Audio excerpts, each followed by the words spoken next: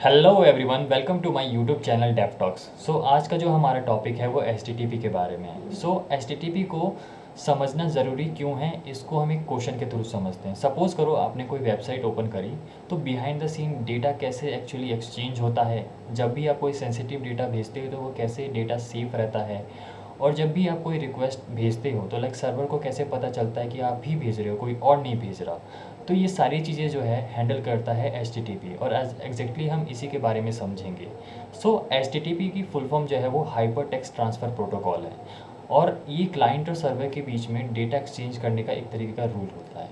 हमने एक word use करा प्रोटोकॉल, तो प्रोटोकॉल एक रूल होता है। जैसे हमारे रियल लाइफ में डिफरेंट सिचुएशंस के लिए डिफरेंट डिफरेंट रूल्स होते हैं। लाइक सपोज़ करो कि आप बाइक लेके रोड पे जा रहे हो, तो आपको हेलमेट पहनना ज़रूरी है, वो एक तरीके का रूल है। जब रेड लाइट आती है तो आपको रुकना ज़रूरी है, वो भी एक तरीके का रूल है।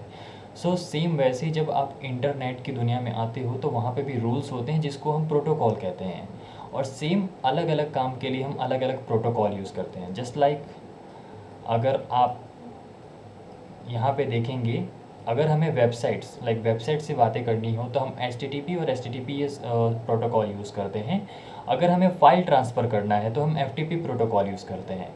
देन अगर हमें रियल टाइम लाइक चैट करना है या फिर कोई भी रियल टाइम में वर्क करना है तो हम उसके लिए वेब सॉकेट्स यूज़ करते हैं। और अगर हमें ईमेल सेंड करना है तो हम S M T P protocol use करते हैं। तो अगर सिंपल वर्ड्स में कहूँ कि एच क्या है, तो एच एक प्रोटोकॉल है जिसके थ्रू क्लाइंट और सर्वर आपस में कम्युनिकेट करते हैं और डेटा को एक्सचेंज करते हैं। ये है सिंपल मीनिंग ऑफ एच। अब आपको यहाँ पे एक मीम दिख रहा होगा गजनी का, तो इसका रेफरेंस मैंने इसलिए लिया है क्योंकि एच के पास एक काफ़ी इंटरेस्टिंग प्रॉपर्टी है, और जो कि उसे यूनिक बनाती है। एच जो है कि स्टेटलेस है। स्टेटलेस का मतलब है जब भी कोई क्लाइंट सर्वर को रिक्वेस्ट भेजता है तो जो हमारा सर्वर है वो प्रीवियस रिक्वेस्ट का स्टेट मेंटेन करके नहीं रखता। इसका मतलब है कि वो हर रिक्वेस्ट को जो है एकदम न्यू ट्रीट करता है। जस्ट लाइक गजनी अपनी मूवी में मतलब आमिर खान अपनी मूवी में उसे याद ही नहीं रहता कि उसने पहले क्या करा था, अब क्या करा था। सेम वैसे ही हमारा एच भी बिहेव करता है। तो यहाँ पे एक क्वेश्चन आता है कि अगर सर्वर को कुछ याद नहीं रहता, तो लाइक जब मैं लॉगिन करता हूँ और जब मैं जाके कोई प्रोडक्ट बाय करता हूँ तो सर्वर को कैसे पता चलता है कि मैंने ही लॉगिन करा था और मैंने ही प्रोडक्ट को जो है वो बाय करा था। ये क्वेश्चन आता है। तो सपोज़ करो कि अगर हमारे पास सेम मैंने एक सिचुएशन बनाया है कि यहाँ पे एच स्टेटलेस है, जो कि एक प्रॉब्लम है क्योंकि उसे तो कोई आइडिया ही नहीं है कि क्योंकि सर्वर यहाँ पे कोई स्टेट मेंटेन करके नहीं रखता। तो सपोज़ करो रिक्वेस्ट 1 उसने लॉगिन करा और उसने रिस्पॉन्स भेजा, ठीक है। अब वो जब दोबारा रिक्वेस्ट भेज रहा है तो वो कहता है कि wait a minute, who are you, like server कहता है कि भाई मैं तो जानता ही नहीं हूँ तुम्हें। तो यहाँ पे इसका जवाब आता है हमारे पास कुकीज़। कुकीज़ क्या होता है कि जब आप पहली बार लॉगिन रिक्वेस्ट करते हो सर्वर को, तो सर्वर जो है रिस्पॉन्स के साथ एक कुकी अटैच करके आपको देता है। ब्राउज़र उस कुकी को ऑटोमेटिकली कुकी में स्टोर करता है। अगली बार आप जब भी कोई रिक्वेस्ट करते हो सर्वर को तो उसके कुकी अटैच करके उसके साथ भेजता है। उसके बाद क्या करता है, कुकी जब सर्वर के पास कोई रिक्वेस्ट आती है तो वो पहले कुकीज़ को जो है चेक करता है, जिसके बेस पे वो आइडेंटिफाई करता है कि जिस यूज़र ने लॉगिन करा था क्या ये वही यूज़र है।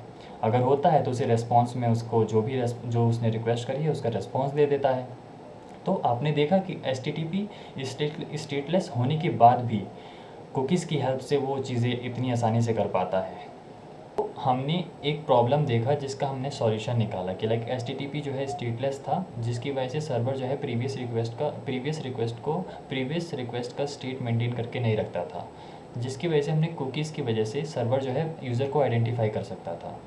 नेक्स्ट क्वेश्चन क्या है, नेक्स्ट क्वेश्चन ये आता है कि एच जो है हमें सिर्फ ये बताता है कि डेटा क्या भेजना है और किस फॉर्मेट में भेजना है, बट वो ये कैसे इंश्योर करता है कि लाइक जो डेटा हम सेंड कर रहे हैं वो सही ऑर्डर में जा रहा है, सेफली जा रहा है, कोई बीच में डेटा लॉस्ट नहीं हो रहा है और सही डेस्टिनेशन तक पहुंच रहा है। इसके लिए एच जो है वो रिलाई करता है टीसीपी पे। तो टीसीपी की जो फुल फॉर्म है वो ट्रांसमिशन कंट्रोल प्रोटोकॉल है। ये क्या करता है, जब भी क्लाइंट जो है रिक्वेस्ट भेजता है तो उससे पहले क्या करता है, वो एक 3 वे हैंडशेक के थ्रू एक कनेक्शन इस्टेब्लिश करता है क्लाइंट और सर्वर के बीच में। और जब वो दोनों रेडी हो जाते हैं, लाइक कनेक्शन इस्टेब्लिश हो जाता है, तब वो क्या करता है, डेटा को छोटे छोटे पैकेट्स में डिवाइड करता है। देन वो उस हर पैकेट्स के ऊपर एक सीक्वेंस नंबर पुट करता है जो कि ऑर्डर मेंटेन करके रखता है। और हर पैकेट रिसीव करने पर वो एक्नॉलेजमेंट भेजता है। और अगर बीच में कोई डेटा लॉस्ट भी हो जाता है तो वो टीसीपी जो है उसे दोबारा भेजता है। तो हम इसको एक डायग्राम के थ्रू समझते हैं कि लाइक टीसीपी 3 वे हैंडशेक कैसे करता है। सो मैंने यहाँ पे एक डायग्राम बनाया है। सो होता क्या है कि क्लाइंट रिक्वेस्ट, लाइक जब क्लाइंट रिक्वेस्ट भेजता है तो उससे पहले 3 वे हैंडशेक होता है। तो सबसे पहले क्या होता है, क्लाइंट जब एक भेजता है, मतलब टीसीपी 3 वे हैंडशेक होता है, तो वो पहले भेजता है कि लाइक भाई क्या तू सुन रहा है। तो देन सर्वर उसका रिस्पॉन्स करता है कि हाँ मैं सुन रहा हूँ। अब वो कहता है कि क्या तुम सुन रहे हो। तो जब ये भी एक्नॉलेजमेंट दे देता है कि हाँ भाई मैं भी सुन रहा हूँ, चलो अब बात करते हैं, अब कोई भी मतलब बाकायदी कर सकते हैं। तो उसके बाद रिक्वेस्ट जाती है और उसके बाद सर्वर जो है रिस्पॉन्स भेजता है।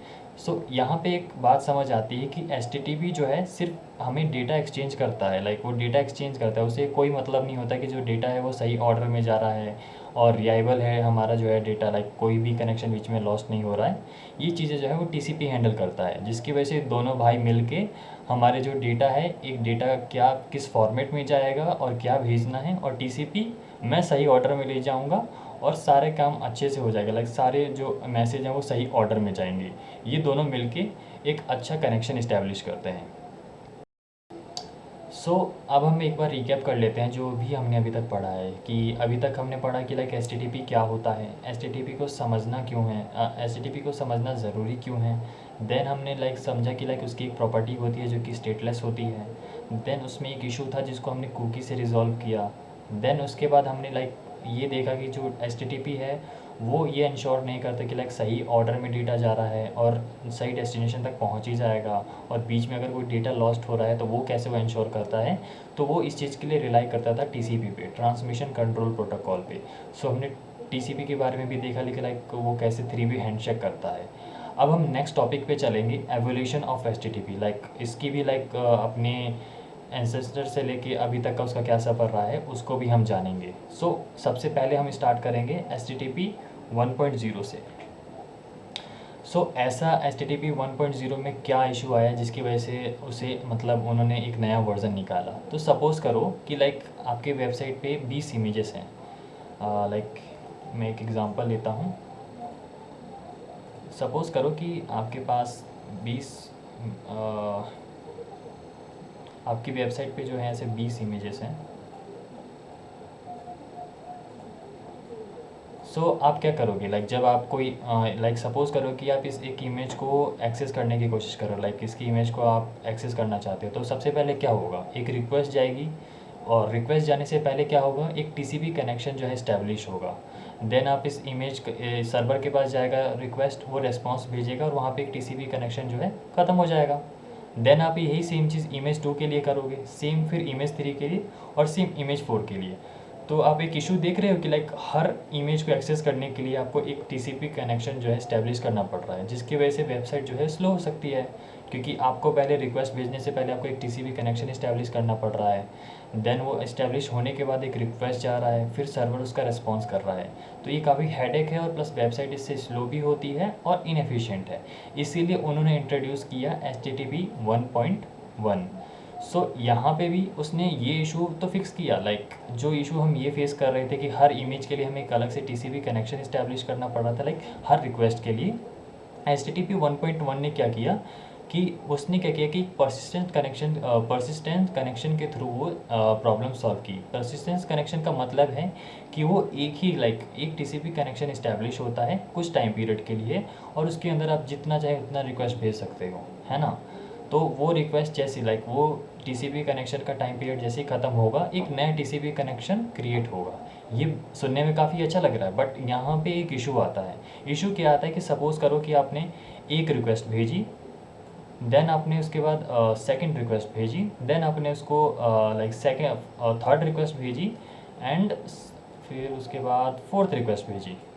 तो सर्वर ने क्या करा, पहला रिक्वेस्ट देखा उसने इसको रिजॉल्व किया, उसने क्लाइंट को भेज दिया।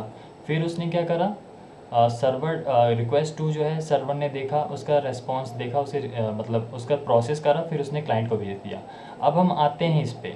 अब सपोज़ करो कि ये प्रोसेस होने में लाइक सर्वर इसको प्रोसेस करने में बहुत टाइम ले रहा है, तो इसके पीछे जो इतनी सारी रिक्वेस्ट होंगी, सपोज़ करो अभी एक ही है, अब सपोज़ करो कि इसके पीछे लाइक एक और रिक्वेस्ट आ गया, एक और रिक्वेस्ट आ गया, तो इस इस इस रिक्वेस्ट को सर्वर प्रोसेस करने में टाइम ले रहा है, जिसकी वजह से बाकी के जो रिक्वेस्ट हैं वो वेट कर रहे हैं, जिसकी वजह से लाइक ब्लॉकिंग हो जा रहा है। लाइक एक तरीके से ऐसा सपोज़ करो कि आप रास्ते में लाइक आप यहाँ पे खड़े हो और आपकी वजह से लोग परेशान है कि पीछे और भी लोग खड़े हैं, आप हट ही नहीं रहे हो, तो इसकी वजह से ब्लॉकेज हो गया ना। तो एक तरीके से ये एक इशू है जिसको रिजॉल्व किया HTTP 2 ने। इसने क्या करा कि भाई देख, मैं क्या करूँगा, जब तक रिक्वेस्ट आ रही है मैं एक डब्बे में कलेक्ट करके रखूँगा, ठीक है। तुम भेजो, तुम दनादन बस मुझे रिक्वेस्ट भेजो, मेरे को कोई प्रॉब्लम नहीं है।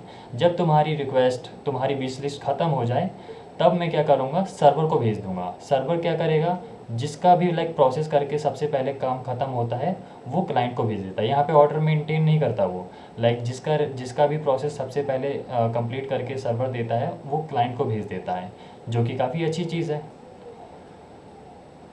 ये एक तरीके से HTTP 2 जो है अच्छा हुआ। बट देन HTTP 3 आती है, QUIC प्रोटोकॉल। इसमें जो है UDP प्रोटोकॉल यूज़ होता है। आपको पता है कि UDP जो है मतलब फास्ट होता है बट रिलायबल नहीं होता है। उससे सिर्फ मतलब होता है कि डेटा जो है फास्टली पहुँचे। अब वो लाइक पूरा पहुँचा है कि नहीं पहुँचा उससे मतलब नहीं होता है। सपोज आप यूट्यूब पे कोई वीडियो देख रहे हो, तो जब आप वीडियो देखते जाते हो तो बीच में जो है बफरिंग होने लग जाती है, तो इसका मतलब है कि वहाँ पे डेटा लॉस्ट हुआ है। तो वहाँ पे क्या होता है, वो वेट करता है कि डेटा वापस आए, और जब तक नहीं आता वो बफरिंग होती है। तो मोस्टली लाइक रियल टाइम में लाइक यूट्यूब पे जो है हमारा QUIC प्रोटोकॉल यूज़ होता है।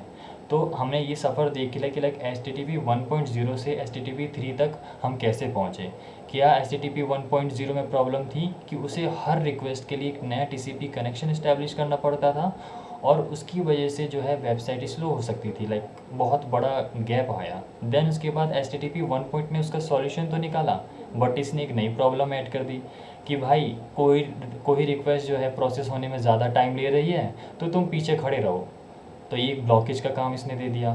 देन HTTP 2 ने उसे मल्टीप्लेक्सिंग मेथड से उसे सॉल्व किया। इसने क्या किया कि तुम सारा कुछ ले आओ भाई, एक बार में तुम मुझे रिक्वेस्ट दे दो, मैं डब्बे में कलेक्ट कर लेता हूँ, देन मैं उससे सर्वर को भेज दूंगा, और एक एक करके जो भी रेस्पॉन्स सबसे पहले कंप्लीट लाइक जो भी सर्वर जो है प्रोसेस कंप्लीट करके भेजेगा मुझे, मैं उसे क्लाइंट को भेज दूंगा।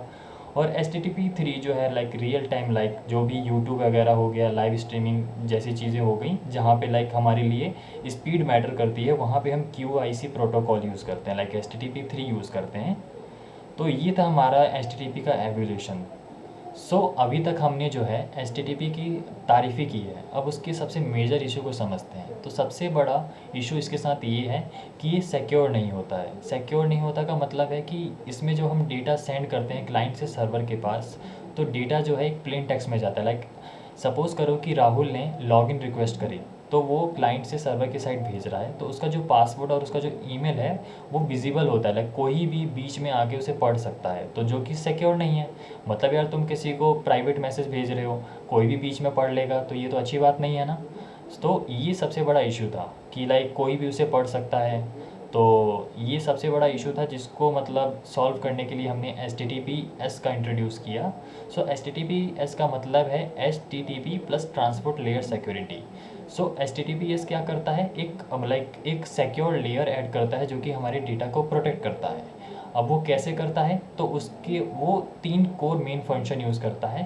पहला है हमारा ऑथेंटिकेशन, दूसरा है हमारा इंटीग्रिटी, और जो तीसरा है हमारा हमारा इंक्रिप्शन। हम इन तीनों के बारे में समझते हैं। तो अब सपोज़ करो कि आप कोई डेटा सेंड कर रहे हो, तो HTTP में क्या होता है, डेटा जो है विजिबल होता है, तो हम इंक्रिप्शन की हेल्प से क्या करते हैं, डेटा को इनक्रिप्ट कर देते हैं, लाइक अब प्लेन टेक्स्ट में नहीं रहता, और जो डेटा अगर रीड कर सकता है तो वो सिर्फ सेंडर और रिसीवर कर सकता है।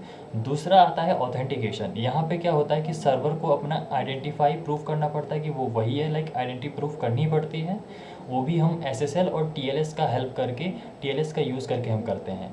और क्लाइंट भी जो है वो वेरीफाई करता है कि जिस सर्वर से वो बात कर रहा है वो करेक्ट है कि नहीं। और तीसरा हमारे पास आता है इंटीग्रिटी, लाइक जब हम डेटा ट्रांसफ़र कर रहे हैं तो जो डेटा है वो मॉडिफाई नहीं किया जा सकता। अगर कोई मॉडिफाई करता है तो वो डिटेक्ट हो जाता है, जिसकी वजह से क्लाइंट और सर्वर आपस में बात नहीं करते। देन तो हम अगर फाइनल समरी लाएं कि लाइक एच जो है वो इनसिक्योर होता है, जिसकी वजह से हमने इंट्रोड्यूस किया HTTPS। और ये एक डेटा के ऊपर सिक्योर लेयर ऐड करता है। और वो कैसे करता है? तीन मेन कोर फंक्शन का यूज़ करके। पहला आता है हमारा इंक्रिप्शन, जो कि मतलब क्या कहता है, डेटा को प्लेन टेक्स्ट को में लाइक प्लेन टेक्स्ट में होता है उसको इनक्रिप्ट कर देता है।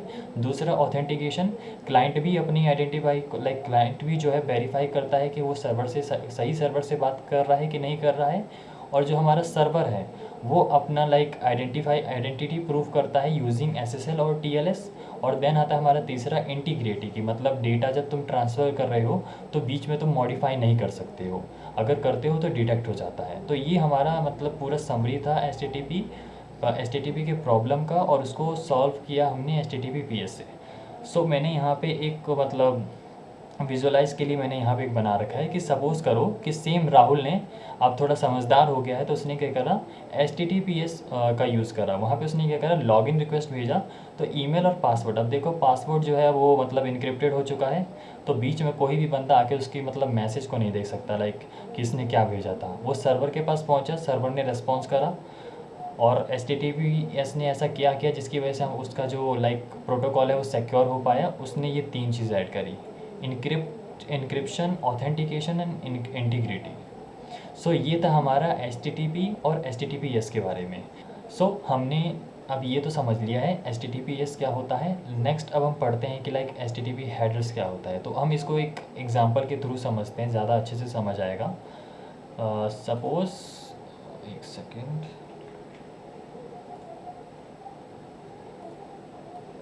ये सपोज़ करो कि हमने एक एनवलप बनाया है और उसके अंदर, एक सेकेंड, देन उसके अंदर एक हमने लेटर रखा है। सो लेटर के अंदर हमारा एक्चुअल डेटा होता है, जो भी हमने लव लेटर या फिर किसी को फॉर्मल लेटर भेजा हो। और उसके ऊपर जो एनवलप होता है इसके अंदर हम एड्रेस और पिन कोड लिखते हैं, ताकि ये जो इन्फॉर्मेशन जो हमने लिखी है वो सही जगह डिलीवर हो पाए। तो सेम इंटरनेट की दुनिया में भी हमारा हेडर वैसे ही काम करता है। बॉडी के अंदर हमारा एक्चुअल डेटा होता है और हेडर के अंदर हमारा कॉन्टेक्स्ट होता है, जो कि एक तरीके से इंपॉर्टेंट कॉन्टेक्स्ट प्रोवाइड कराता है। और ये एक की वैल्यू पेयर में होता है, लेफ़्ट साइड हमारा की होता है और राइट साइड हमारा जो है वैल्यू होता है। तो हम एक एक करके हेडर्स के टाइप्स के बारे में जानेंगे कि जनरल हेडर्स क्या होता है, रिप्रेजेंटेशन हेडर क्या होता है, सिक्योरिटी हेडर क्या होता है, कॉन्टेक्स्ट हेडर क्या होता है, custom header, sorry not context but custom header क्या होता है, और रेस्पॉन्स हेडर क्या होता है। तो इसके बारे में हम एक एक करके जानेंगे।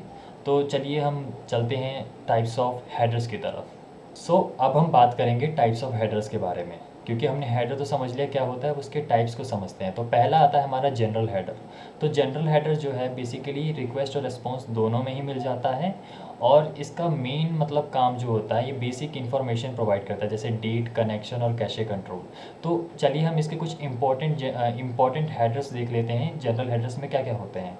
तो सबसे पहले होता है हमारा डेट। ये क्या होता है कि जब भी आप कोई रिक्वेस्ट भेजते हो या फिर रेस्पॉन्स भेजते हो तो ये उसका टाइम स्टेप कैप्चर करके रखता है, और सर्वर इसको मेंटेन करके रखता है। तो एक तरीके से जैसे आप कोई लेटर लिखते हो तो आप लिखते हो ना कि इस डेट को मैंने लिखी थी, ताकि जो रिसीवर है वो जान पाए कि इस टाइप को इस डेट को तुमने मुझे मतलब लेटर भेजा था। तो बेसिकली वो भी यहाँ पे यही काम करता है कि जब कोई आप रिक्वेस्ट या रेस्पॉन्स भेजते हो तो उसके साथ एक टाइम स्टेप भी कैप्चर होता है।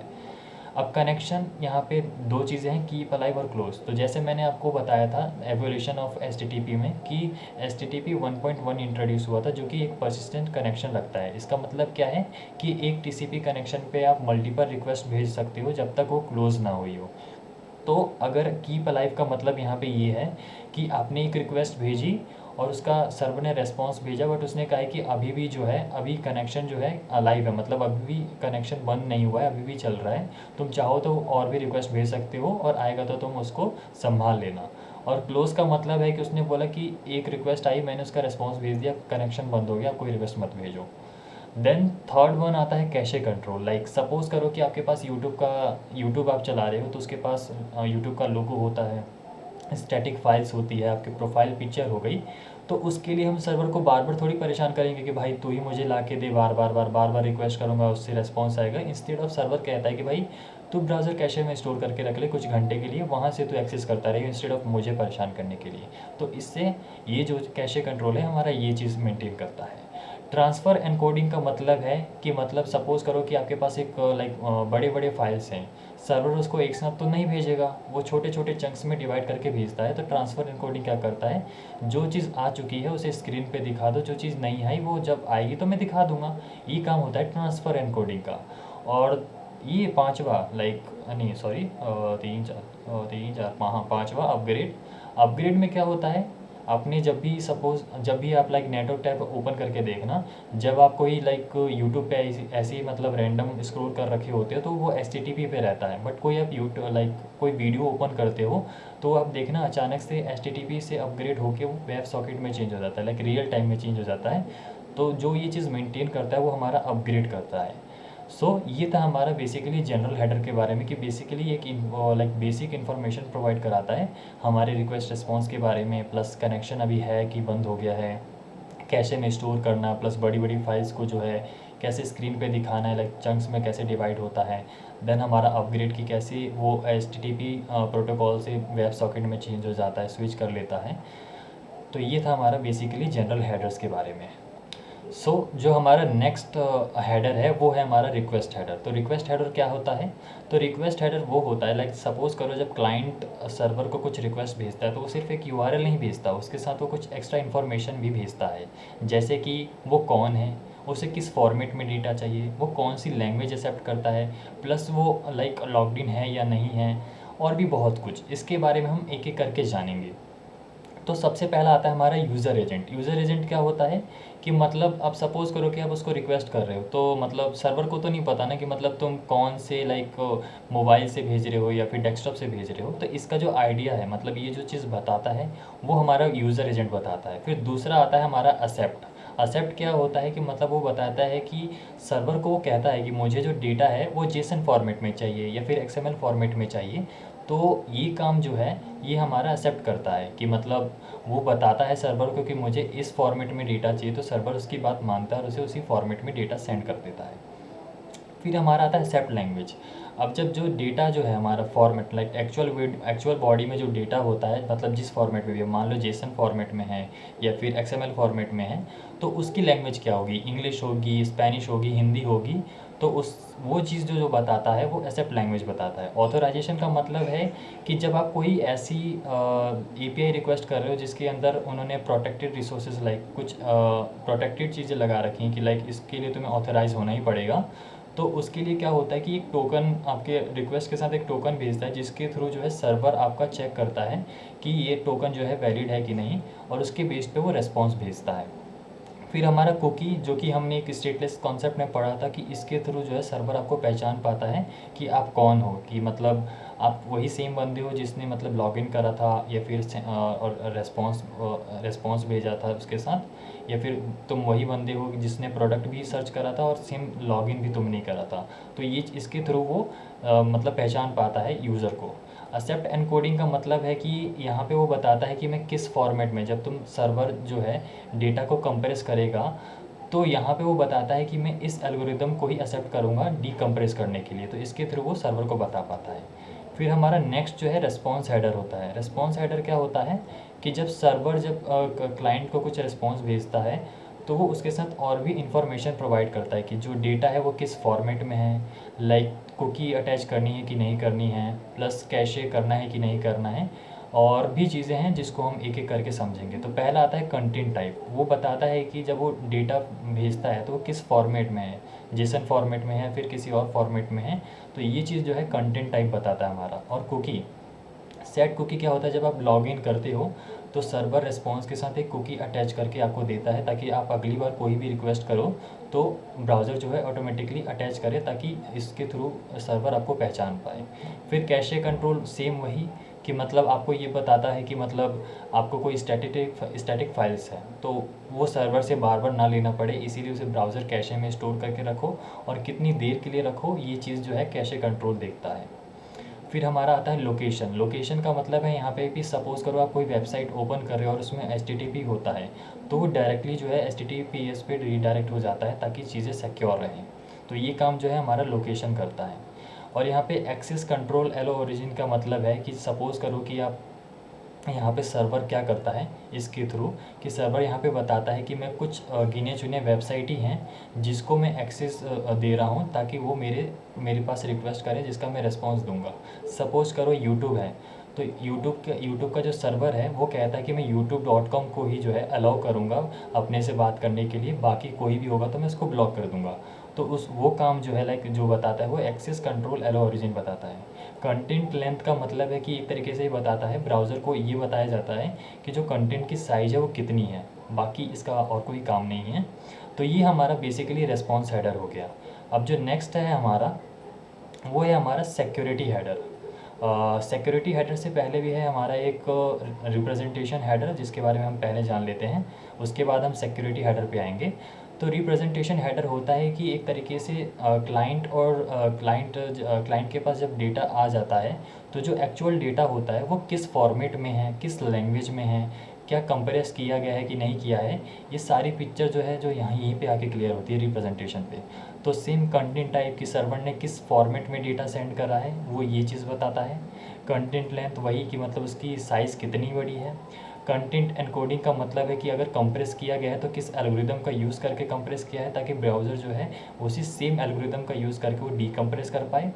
कंटेंट की लैंग्वेज क्या है, मतलब इंग्लिश है, हिंदी है, स्पेनिश है, फ्रेंच है, किस लैंग्वेज में दिया गया है। कंटेंट लोकेशन सेम कि मतलब एचटीटीपी है तो उसको रीडायरेक्ट करके एचटीटीपीएस पे कर देता है।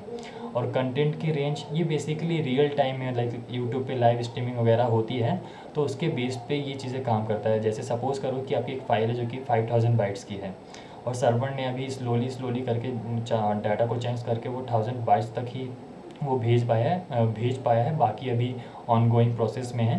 तो आपकी स्क्रीन पे जो डेटा दिखेगा वो 1000 बाइट्स का दिखेगा। तो ये बेसिकली लाइव स्ट्रीमिंग प्लेटफॉर्म पे ज़्यादा काम आता है।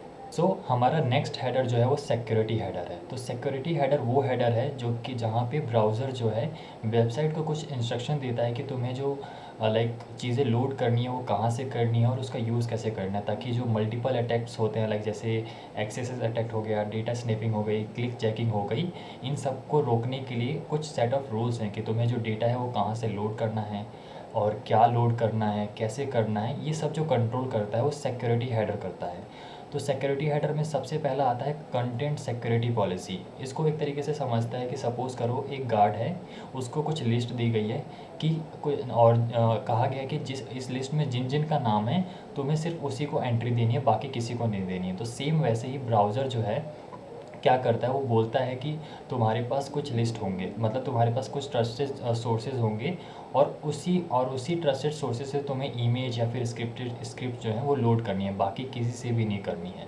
तो ये काम जो है कंटेंट सिक्योरिटी पॉलिसी है जो कि सिर्फ ट्रस्टेड सोर्सेज पे ही ट्रस्ट करता है और उन्हीं का यूज़ करके चीज़ों को लोड करता है अपनी वेबसाइट पे।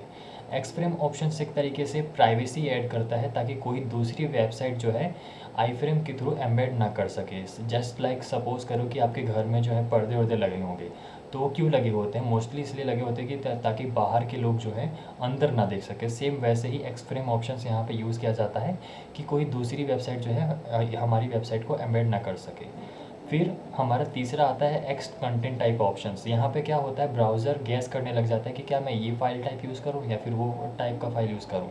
तो यहाँ पे सर्वर कहता है कि भाई तू कुछ मत कर, मैं तुझे दूंगा, तू उसी को फॉलो कर। तो ये काम जो है हमारा एक्स कंटेंट टाइप ऑप्शंस करता है।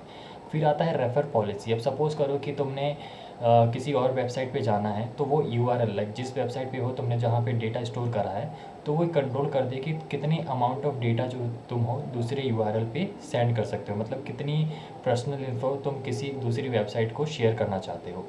तो वो कंट्रोल जो है हमारे रेफर पॉलिसी का है। स्ट्रिक्ट ट्रांसपोर्ट सिक्योरिटी का मतलब है कि जब आप यहाँ पे वो सिंपल कहता है भाई कि तुझे एच टी टी पी ऐसे ही यूज़ करना है, एच टी टी पी कभी यूज़ नहीं करना है। तो ये काम जो है हमारा स्ट्रिक्ट ट्रांसपोर्ट सिक्योरिटी का है कि अगर तुम गलती से भी एच टी टी पी करते हो ना तो ये फोर्सली तुम्हें रीडायरेक्ट कर देता है H T T P S पे। तो ये होता है हमारा सिक्योरिटी हेडर। अब नेक्स्ट होता है हमारा कस्टम हेडर। ये कोई इनबिल्ट हेडर्स नहीं होता, ये मतलब कंपनी अपनी नीड के हिसाब से बनाती है कि उनकी जो ज़रूरत होती है उसके हिसाब से ये कस्टम हेडर बनाते हैं। और मोस्टली जो कस्टम हेडर्स होते हैं वो एक्स प्रीफिक्स से स्टार्ट होते हैं, मतलब उनका जो स्टार्ट होता है वो एक्स से होता है। उन्हें अगर बताना हो कि उनका क्लाइंट नेम क्या है, उनका वर्जन क्या है, ब्राउज चैनल्स क्या है, तो वो कस्टम हेडर हम यूज़ करते हैं। तो अभी तक हमने जो है अपने टाइप्स ऑफ हेडर्स देख लिए हैं। तो टाइप्स ऑफ हेडर में हमारा जनरल हेडर आता है, रिक्वेस्ट हेडर आता है, रिस्पॉन्स हेडर आता है, सिक्योरिटी हेडर आता है, रिप्रेजेंटेशन हेडर आता है और कस्टम हेडर आता है। इन सब के बारे में हमने समझा। अब हमारा नेक्स्ट टॉपिक है HTTP मेथड्स। सो HTTP मेथड होता क्या है? तो HTTP मेथड वो मेथड है जिसमें क्लाइंट जो है सर्वर को कुछ बताता है कि मुझे कुछ एक्शंस परफॉर्म करने हैं। तो ये जो चीज़ है ये HTTP मेथड के द्वारा होता है कि जब क्लाइंट को कुछ एक्शन परफॉर्म करना हो सर्वर से कुछ लेने के लिए, तो हम HTTP मेथड का यूज़ करते हैं। तो एक्चुअली सपोज़ करो कि जैसे तुम्हें डेटा लेना हो, या फिर डेटा को अपडेट करना हो, या फिर डेटा को रिमूव करना हो, या फिर डेटा को क्रिएट करना हो, न्यू डेटा क्रिएट करना हो, तो उसके लिए हम HTTP मेथड्स यूज़ करते हैं। और उसके डिफरेंट मेथड्स भी होते हैं।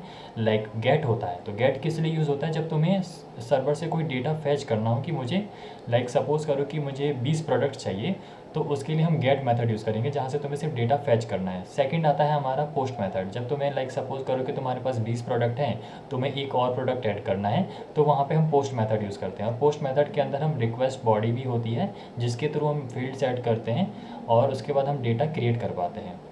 अब सपोज़ करो कि तुमने गलती से प्रोडक्ट के अंदर कैटेगरी सेक्शन में तुमने कुछ और ऐड कर दिया, अब तुम्हें अपडेट करना है। तो यहाँ पे है हमारा स्पेसिफिक चीज़ हमें मतलब रिप्लेस करनी है पुराने वाले से, तो हम यहाँ पे पैच यूज़ करते हैं। क्योंकि लोगों को यहाँ पे कन्फ्यूज़न होता है पुट और पैच के लिए, क्योंकि पुट और पैच दोनों ही अपडेट करने का काम करता है, बट दोनों का काम थोड़ा सा डिफरेंट है। पैच जो है एक स्पेसिफिक चीज़ों को चेंज करता है, ओवरराइड करता है। सपोज़ करो तुम्हारे पास 5 फील्ड्स हैं, अब स्टेटस तुमने गलती से कैंसिल कर दिया है, उसको तुम्हें कन्फर्म में चेंज करना है।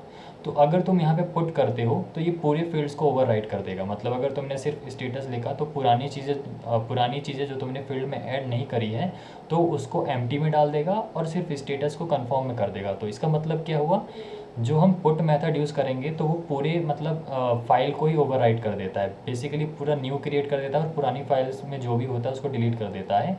बट पैच ऐसा नहीं करता। पैच क्या करता है, स्पेसिफिक चीज़ों को चेंज करता है। जो तुम चेंज करना चाहते हो वही चेंज करता है, बाकी चीज़ें एज इट इज़ रहती हैं। तो सपोज़ करो कि तुम्हारा नेम प्रियांशु है और लास्ट नेम पांडे है और तुम्हारी एज जो है 22 है और तुम्हारा जो स्टेटस है वो अभी प्रोसेसिंग में है। अब तुम्हें जो है उसे अपडेट करके जो है कंफर्म करना है, तो तुम यहाँ पे पैच मेथड यूज़ करोगे। अब सपोज़ करो कि तुमने ये सेम चीज़ जो है तुमने पुट मेथड से करी होती, तो क्या होता, जैसे तुमने स्टेट प्रोसेसिंग से कंफर्म किया होता तो तुमने इसको ही चेंज किया है ना, बट पुट मेथड क्या करेगा, ओवरराइट कर देगा सबको। तो जो तुम्हारा फर्स्ट नेम लास्ट नेम और एज था वो एम्प्टी हो जाएगा, क्योंकि इसने उसको भी ओवरराइट कर दिया और इसने इसको भी ओवरराइट कर दिया। तो सेम इसीलिए जब भी आपको कोई स्पेसिफिक रिप्लेसमेंट करना हो तो आप वहाँ पे पैच यूज़ करो इंस्टेड ऑफ पुट। और यही मतलब बेस्ट प्रैक्टिस होती है, मोस्टली हम पैच यूज़ करते हैं इंस्टेड ऑफ पुट। फिर अगर मान लो कि तुम्हारी बहुत ज़्यादा दिक्कत हो गई, तुमने प्रोडक्ट ही एकदम बेकार बना दिया, तुमने सारी चीज़ें ऊपर नीचे कर दी, तुम चाहते हो कि एक अच्छा सा क्रिएट करूँ, इसको मैं कैसे भी डिलीट कर दूँ, तो उसके लिए हम एक मेथड यूज़ करते हैं डिलीट। तो यहाँ पे आता है हमारा डिलीट, जहाँ पे तुम परमानेंटली कोई भी चीज़ जो है सर्वर से डिलीट कर सकते हो, जिसके लिए हम डिलीट मेथड यूज़ करते हैं। तो अब हम एक बार फ्लो समझ लेते हैं कि हमने क्या क्या पढ़ा। गेट मेथड, जहाँ से तुम रीड मतलब डेटा लाओ और कुछ मत करो ना, तुम्हें मॉडिफाई करना है, तुम्हें सिर्फ डेटा मिलने से मतलब है और किसी चीज़ से मतलब नहीं है। फिर आता है पोस्ट, जब तुम्हें नया डेटा क्रिएट करना हो। फिर तुम्हारा आता है पुट और पैच। इसमें भी मैंने तुम्हें बताया कि अगर तुम्हें स्पेसिफिक रिप्लेसमेंट करना हो, बाकी चीज़ों को एज इट इज़ रखना है, तो पैच यूज़ करो। और अगर तुम्हें पूरा ही चेंज करना है, ओवरराइट कर देना, तो तुम पुट यूज़ कर सकते हो, बट बेस्ट प्रैक्टिस है कि तुम पैच यूज़ करो। और तुम्हें कोई चीज़ डिलीट करनी है तो तुम सीधे डिलीट मेथड यूज़ कर सकते हो। आपने हर मेथड्स में तुमने एक चीज़ गौर करी होगी कि एक चीज़ दिख रही है, आइडम्पोर्टेंट एंड नॉट आइडम्पोर्टेंट। तो आइडम्पोर्टेंट का मतलब होता है कि आप एक कोई भी मेथड, लाइक सपोज़ करो कि एक मेथड है और उसको आप मल्टीपल टाइम्स कॉल कर रहे हो और उसका रिज़ल्ट जो है सेम आता है, तो उसको हम आइडेम्पोटेंट कहते हैं। आइडेम्पोटेंट का मतलब ही होता है कि जब आप लाइक सपोज़ करो गेट मेथड है, आप गेट मेथड जो है मल्टीपल टाइम्स जो है कॉल करो, बट उसका जो रिज़ल्ट आने वाला है वो हमेशा सेम रहने वाला है, क्योंकि वो तो एक तरीके से डेटा फेच करता है ना, डेटा को मॉडिफाई तो करता नहीं है, तो उसे हम आइडेम्पोटेंट कहते हैं। आइडेम्पोटेंट में तुम्हारा गेट आ जाता है और तुम्हारा पुट आ जाता है। सपोज़ करो कि तुम्हें कोई डेटा जो है चेंज करा, तो एक बार चेंज करा, तुम उसको बार बार चेंज करोगे तो जो रिज़ल्ट है वो सेम ही आने वाला है, वो चेंज तो होने वाला नहीं है, तो हमारा पुट भी उसमें आ जाता है। और डिलीट भी हमारा जो है आइडेम्पोटेंट में आ जाता है। एक बार तुमने मान लो कोई रिसोर्स जो है डिलीट कर दी और उसके बाद भी तुम मल्टीपल्स कॉल्स कर रहे हो, तो वो डेटा तो एग्जिस्ट नहीं करता, तो जो रिज़ल्ट आएगा वो सेम ही आएगा। तो नॉन आइडेम्पोटेंट यहाँ पे क्या आता है, लाइक आइडेम्पोटेंट से हमें क्या समझ आया कि जो रिज़ल्ट है वो हमेशा सेम रहने वाला है, चाहे तुम कितने भी कॉल्स कर लो। तो हम नॉन आइडेम्पोटेंट से समझ सकते हैं कि ये सिर्फ इसका उल्टा हो गया, कि आप मल्टीपल्स कॉल्स करोगे तो उसका जो रिज़ल्ट है वो हमेशा डिफरेंट आने वाला है, और इसमें सिर्फ एक ही आता है और वो है हमारा पोस्ट। क्योंकि जब भी आप डेटा क्रिएट करते हो तो जो डेटा क्रिएट होता है वो हमेशा न्यू, मतलब हमेशा नया क्रिएट होता है जाके डेटाबेस में, इंस्टेड ऑफ वो हमेशा एक ही बार ओवरराइट करता है, ऐसा नहीं है। पोस्ट हमेशा हमेशा न्यू डेटा क्रिएट करता है, तो इसीलिए पोस्ट जो है हमारा नॉन आइडेम्पोटेंट में आता है और बाकी जो तीन है वो आइडेम्पोटेंट में आते हैं। जस्ट लाइक रजनी जी अपने फिल्म में कहते हैं कि शेर हमेशा अकेला आता है, झुंड में तो सुअर आते हैं, तो वैसा ही कुछ आप कह सकते हो। और कुछ important like HTTP status codes हैं, बाकी भी होते हैं, बट मेनली जहाँ पे हम यूज़ करते हैं उसके बारे में बात करते हैं। आप जैसे 200 स्टेटस कोड्स होते हैं, वो मेनली जब हम कोई कंटेंट क्रिएट करते हैं या फिर कोई हमारा सक्सेस होता है तो हम 200 यूज़ करते हैं। 500 जब हमारे लाइक इंटरनल सर्वर में इशू होता है, ना कि क्लाइंट के साइड इशू होता है, तब हम 500 यूज़ करते हैं। और 400 मेनली जो है हमारा लाइक कोई अनऑथराइज हो गया या फिर किसी को लाइक जैसे 401 है अनऑथराइज, लेकिन उसने लॉगिन ही नहीं किया, अगर बिना लॉगिन वो कुछ एक्सेस करने की कोशिश करता है तो हम उसे 401 स्टेटस कोड भेजते हैं। और मान लो कि वो लॉगिन है बट वो कुछ ऐसी चीज़ एक्सेस करने की चीज़ कर रहा है जो कि उसके लिए जो उसको एक्सेस जिसकी उसके परमिशन नहीं है, तो हम वहाँ पे उसे 403 स्टेटस कोड भेजते हैं। और 404 वो ऐसे पेज पे गया जिसका मतलब हमारे पास कोई मतलब पेज ही नहीं है वैसा, तो उसके लिए 404 कि मतलब वो पेज एग्जिस्ट ही नहीं करता। तो ये था हमारा HTTP मेथड और HTTP स्टेटस कोड। हमारा जो नेक्स्ट टॉपिक है वो है सेम ओरिजिन पॉलिसी। तो सेम ओरिजिन पॉलिसी होती क्या है, इसको हम एक क्वेश्चन के थ्रू समझते हैं। सपोज़ आप ब्राउज़र पे हो और ब्राउज़र के थ्रू आप किसी दूसरे डोमेन पे रिक्वेस्ट करते हो, तो क्या वो डायरेक्टली रिक्वेस्ट चली जाती है? नहीं, ऐसा नहीं होता है, क्योंकि ब्राउज़र जो है बाय डिफ़ॉल्ट एक सिक्योरिटी लाइक एक मैकेनिज़्म फॉलो करता है।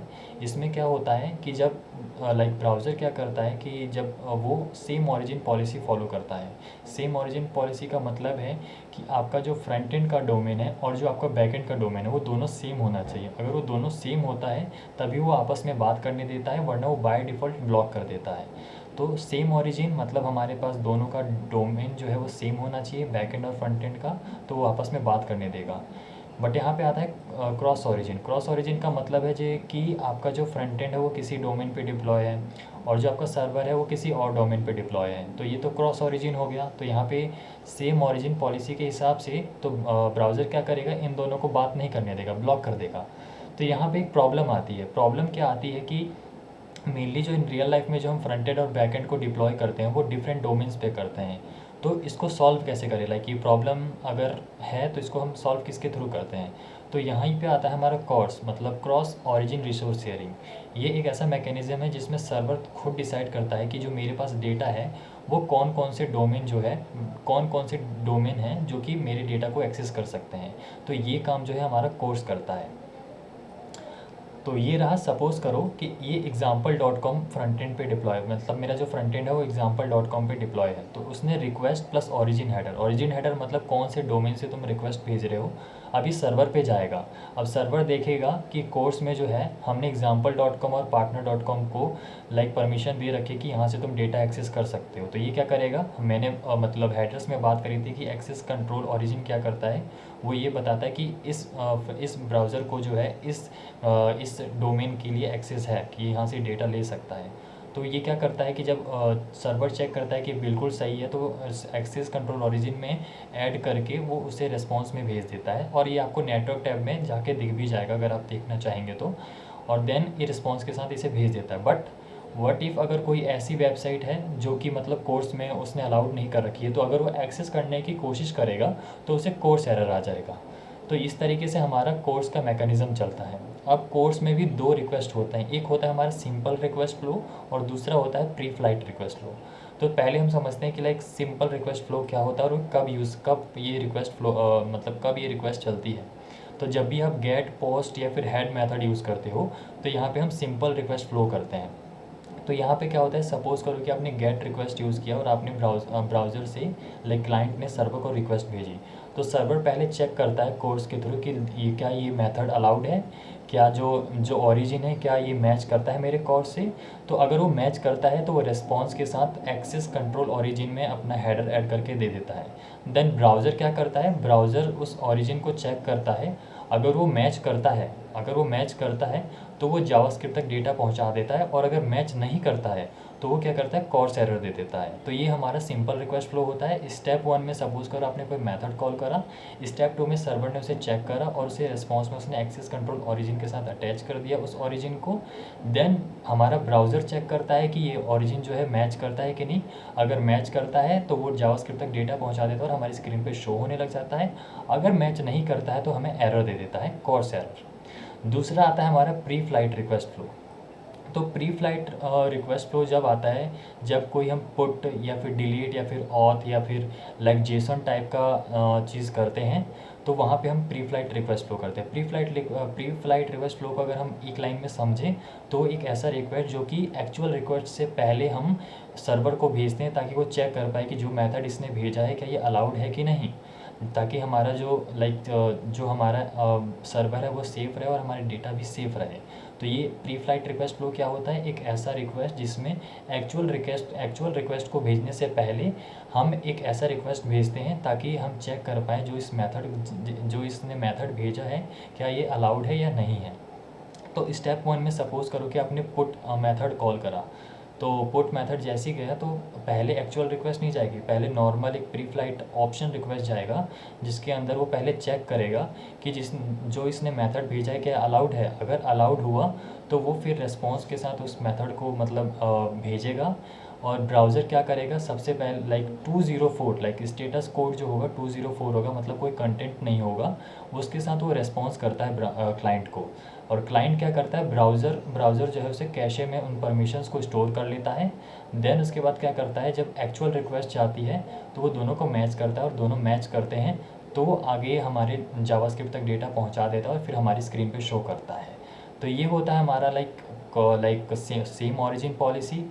देन हमारा क्या सेम ऑरिजिन पॉलिसी में इशू था, उससे हमने कोर्स के थ्रू फिक्स किया। देन कोर्स के भी दो रिक्वेस्ट होते हैं, सिंपल रिक्वेस्ट फ्लो और दूसरा प्री फ्लाइट रिक्वेस्ट फ्लो।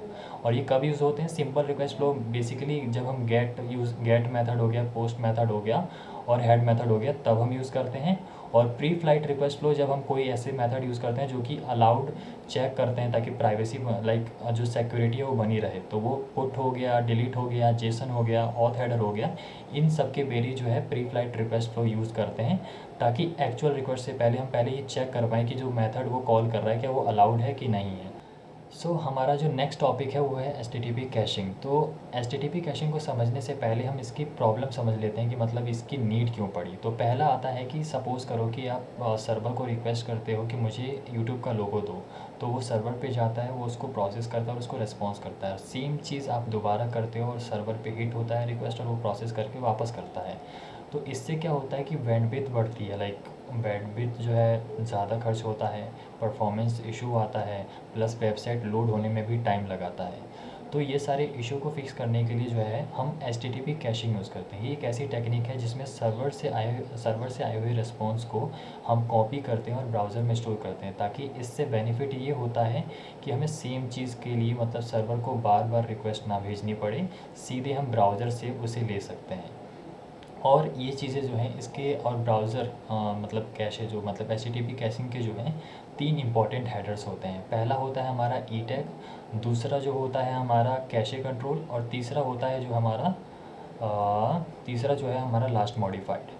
तो कैशे कंट्रोल क्या होता है? कैशे कंट्रोल का काम होता है कि ये जो डेटा है मतलब कितने टाइम तक के लिए सेव करके रखना है, वो कैशे कंट्रोल का काम होता है। ई टैग एक तरीके से हर रेस्पॉन्स का जो डेटा है उसके साथ उसकी एक यूनिक आईडी होती है, जो कि जिसको हम ई टैग कहते हैं, कि मतलब हर रेस्पॉन्स डेटा का अपना खुद का यूनिक आईडी होगा जिसको हम ई टैग कहते हैं। और लास्ट मॉडिफाई के मतलब ये जो डेटा है वो लास्ट टाइम कब मॉडिफाई हुआ था।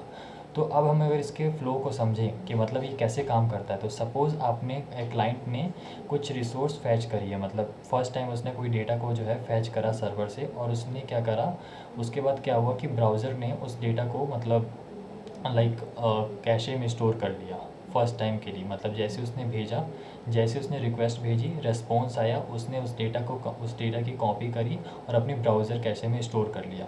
अब नेक्स्ट टाइम जब वो यूज़र अगेन उसी डेटा को फैच करता है तो क्या होता है, पहले एक रिक्वेस्ट जाती है उसके साथ जिसके अंदर 3 हेडर भी होते हैं। पहला आता है इफ़ नॉन मैच, मतलब यहाँ पे ई टैग की वैल्यू होती है, और इफ़ मॉडिफाई की मतलब ये जो हमारा डेटा है मॉडिफाई हुआ है कि नहीं, तो ये उसके साथ ही जाता है रिक्वेस्ट के साथ। देन सर्वर इसको चेक करता है कि जो डेटा है वो क्या सेम है। अगर सेम होता है तो वो 304 स्टेटस कोड जो कि नॉट मॉडिफाई का होता है वो उसको रेस्पॉन्स में भेजता है। तो उसके बाद क्या होता है, वो फिर सीधे ब्राउज़र से डेटा कैश कर लेता है, उसे सर्वर पे दोबारा जाने की ज़रूरत नहीं पड़ती है। तो इस तरीके से जो है हमारा HTTP कैशिंग काम करता है। सो अगर इसको समरी में बताया जाए तो HTTP एक ऐसी टेक्निक है जिसमें हम सर्वर्स के आए हुए रिस्पॉन्स का कॉपी रखते हैं ब्राउज़र में, ताकि हमें बार बार सर्वर से रिक्वेस्ट ना करनी पड़े कि तुम मुझे ये रिक्वेस्ट दे दो।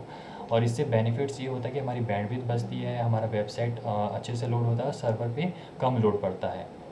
और जब भी हम ये पहली बार फैच करते हैं तो जब सर्वर रेस्पॉन्स भेजता है तो उसके साथ वो ये 3 हेडर जो हमारा कैश कंट्रोल, ई टैग और लास्ट मॉडिफाई है, ये उसके साथ ही जाता है ताकि वो ब्राउज़र कैशे में जाके स्टोर हो जाए। और जब दूसरी टाइम यूज़र उसको फैच करने की कोशिश करेगा तो सर्वर जो है उस डेटा को मैच करेगा। अगर मैच करता है तो वो डेटा जो है मतलब ब्राउज़र कैशे से ले लेगा इंस्टेड ऑफ हमारे सर्वर से। और अगर मैच नहीं करता है तो वो वापस जाके सर्वर से लेगा और फिर सेम वही चीज़ फॉलो करेगा जो कि हमने HTTP कैशिंग में फ़ॉलो करी थी। तो ये था मतलब पूरा मतलब हमारा वीडियो HTTP के बारे में।